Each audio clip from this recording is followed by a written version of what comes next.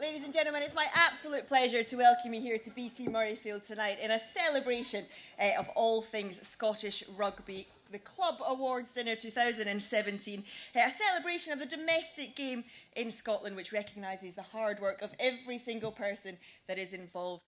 Oh, it's massive and such a great season for the club. It's brilliant to win such a, although it's an individual, it was very much a team effort to get me to this award, so it's been absolutely fantastic. The work that Gordon Brown has done at the school, and you've been involved in the development side as a development officer yourself, it really now is coming to fruition, isn't it? Yes, I mean, it's a story I've been telling for a couple of weeks now, but in the final actually a school pupil who was in 6th year actually started in the final, and that was just, I coach him at under 18 and that's massive to see somebody that you're actually coaching then come along and start in the final with you is just, it's unbelievable. Love goes in once again, Drennan now takes the driving run on, up to within 3 metres of the line. Quick recycle ball required here. Lacour has a drive at their line as well. Yeah, we were a bit disappointed. We wanted to go up, but not going up gives us one more year to get ourselves ready for that. And plan is we go up next year and we'll be that much better. I think we'll be in a stronger place to, finish well up in the Premiership. And a ricochet, McAndrew breaks away. Now he's got Taylor inside him, and Taylor's going to run in from 50 metres to score. This is a great breakaway try by George Taylor for Melrose. Pretty disappointed to obviously not beat Ayr in the league final. Good to top the league, we're over the moon about that, and then to meet Ayr again at Murrayfield out there was just amazing to get the other chance. Thankfully we managed to do it, but obviously the occasion was huge. We knew it was a big game that we had to win. After a good successful season, then to top that off with a BT Cup final win was magnificent. I think it helps that I played the game, have a bit of an understanding as to what players are trying to achieve and what they're not trying to achieve in certain circumstances, but just having experience, having played a bit of rugby, a bit of background to it, hopefully helps and hopefully shows that a bit of empathy for the game I think is quite important. It's awesome. I just can't believe that out of all the people or volunteers of the month that I've been chosen, what I do is just what I naturally do and carry on doing it, and just to benefit the kids, the girls, the whole club. So to be recognised is just like, wow, I'm a bit speechless.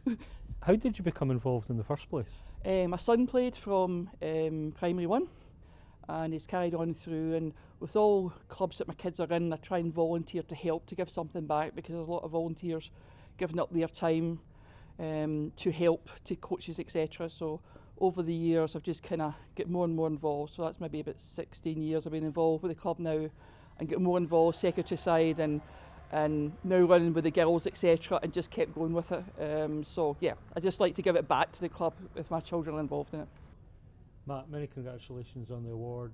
Is this about you giving back to rugby after all you got from it? Yeah, probably. I think that's probably a great way of putting it. I've been at Stirling County since I was 6. I've come up through the ranks. I've maybe played at another couple of clubs. But in terms of giving back to youth rugby, I think that's where I fit in and doing quite well just now. You talk about your own journey as a player and how you progressed through the ranks. Stirling County's always been renowned for as long as I can remember for its ability to nurture young players. Yeah. And that process seems to be almost seamless, it's ongoing. I think so. I think Stirling County is very lucky in terms of what it has as a youth section specifically. A lot of committed volunteers, essentially dads who want to come along and support their son playing, develop them and progress up the ranks. It just seems to be a never-ending stream, which obviously Stirling County is very good at. And congratulations to Ayr, winners of the BT Premiership after a tense, dramatic playoff final here at the Green Yards. What does this award mean to you? I mean, it's a huge honour to get this tonight. I've been very lucky, I suppose, my coaching career as well, to get such a good opportunity with Ayr as early as what I did. And over the last few years we've had a really good coaching team with Scotty Forrest and Glenn Tippett and Pat McArthur coming on board as well. It makes, between the 4 of us and the rest of the support that we get from the club, it makes our job a hell of a lot easier.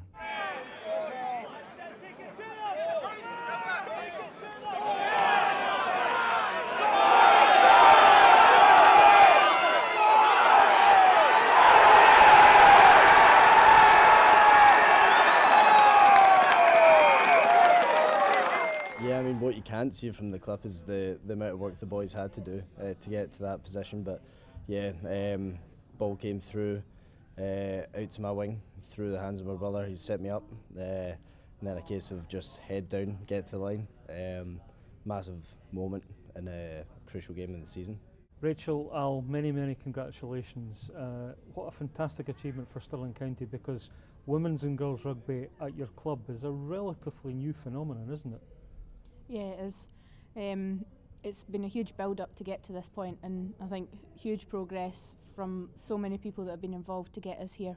I'm just really proud. Al, if you mentioned Stirling County in a Scottish rugby context, people immediately talk about just the prodigious rugby nursery, the conveyor belt of talent, but it would appear that you're now replicating that in the girls and women's game. Yeah, I think it would be fair to say that from the outside looking in, it looks like we've had a really good season out of nowhere, but I think that the reality is that it's been 5 or 6 seasons of really trying to get a girls team set up, and we're really seeing dividends there, and it's great to see girls coming through the minis section, and hopefully we can see them through pathways into the women's section as well. It is my great pleasure to announce the BT Club of the Season for 2016-17 is Ayr. It's just year on year trying to see how you can tweak things to make things better, to be honest with you. And you're there, you set goals and the goals are there. It's hard getting there, but the hard bit is actually staying at the top, to be honest with you. So. That leads us on nicely to Pete. Pete, it's been a monumental season for you, in that it couldn't have started much worse from a personal point of view, but to finish it with the league title and now this award. Yeah, it's pretty special for the full club, and I think, like Billy said, it's the grassroots stuff that doesn't always get the credit. I think the first 15 seem to be always being in the limelight, but it is about the primary section, the under 16s, under 18s, both making cup finals.